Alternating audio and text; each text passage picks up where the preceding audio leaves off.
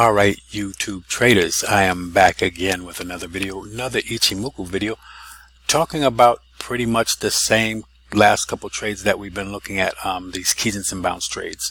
Looking at another Keys and bounce trade. I have my zone here, drew a nice little area where I'm looking for the market to bounce off of and then enter into the trade for a long trade. Your future is bright, so you got a bright future. Your TK crossover is bullish, and then you got price above the cloud, and then Chiku span is above price. Everything is bullish. It looks like the little trend here just started is bullish. We're getting correction, move higher, correction, then move higher. So quite possibly looking at this 1, 2, 3, then shooting for 4. We enter the market at 3, so we want to see if the market holds at this level. I don't want to see the market break this Kijinsen. All right, so currently we have the Williams % closing above -80, which is very good. A lot of times, and the reason I'm not setting up this trade right yet is because I believe we could get a little lower, get into this zone or get down to the Kijinsen level before we go higher. Now, there's a couple ways I can enter the market here.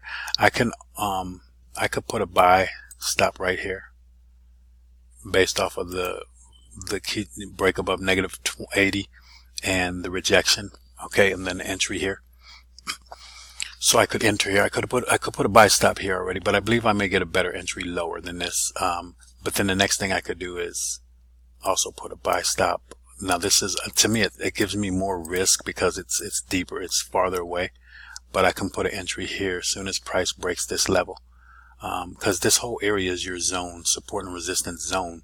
The market, Ichimoku makes these zones based off the market volatility, and that's how come these everything is set up the way it is with as far as your settings, your periods and stuff. So this zone is going to be a support and resistance zone. So basically it's support now.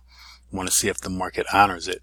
We could trade outside of the zone, but we could get a better entry, maybe lower. So we're going to keep our eye on this. We need to probably put an alert on this thing, and then we could quite possibly catch this trade.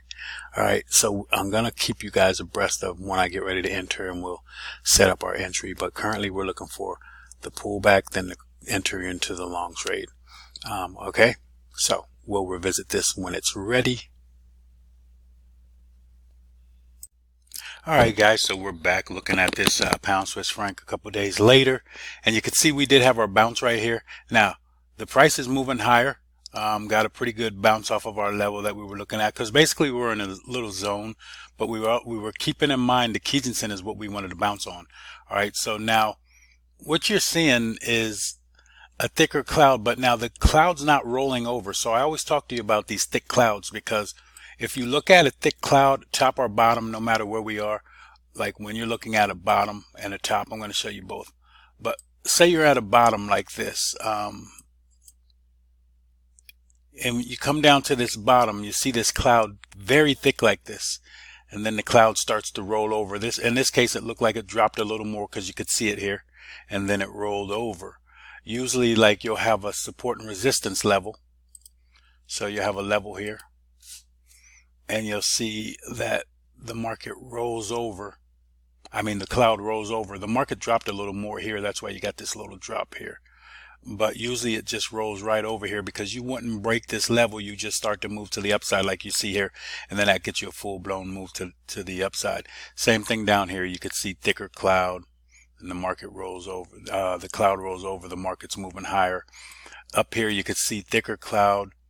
You found the top. I usually like to find that top to see if it's in line with any other support and resistance level, and then I'm got a pretty strong analysis that market might drop off of the resistance level. But you get a thicker cloud that gets really thick and then starts to roll over. You could see price starts to drop, and boom, Kumo break out to the downside.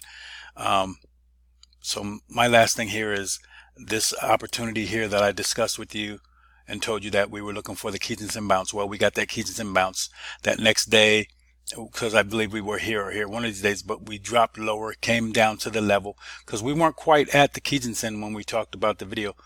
when we talked about it previously. Now you got a TK zone. Looks like you're getting ready to have a crossover that might be bearish, but I think once you see that momentum go, you'll start to see Tinkinson go also. So we should be able to see this thing move higher. That's how you trade these Tinkinson bounces. Now I didn't give you precise entry because what I'll do is I won't stay on this daily time frame all the time. I'll go down to the 4-hour time frame. All right, and then I'll look for my entry. So I'll go down to the 4-hour. And then you can see where the market came into my zone right here.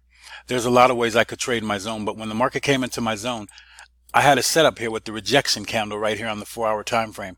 And all I have to do, place my entry a little bit above that rejection, let the market trigger me in, stop loss below the zone, and then you can see you're in profit. All right. So once you get into your trade area, you want to drop down to your 4-hour time frame. So pretty much when you get to your level down on the Tinkinson, Kijinsen, or any kind of zone that you're trading, that's when you switch to your 4-hour time frame, and then you go here. Now this is the weekend here. Then the market, boom, blows open, and you can see what happened. Nice move to the upside. All right. So that's what you're looking at. That's the kind of trade you want to be looking at.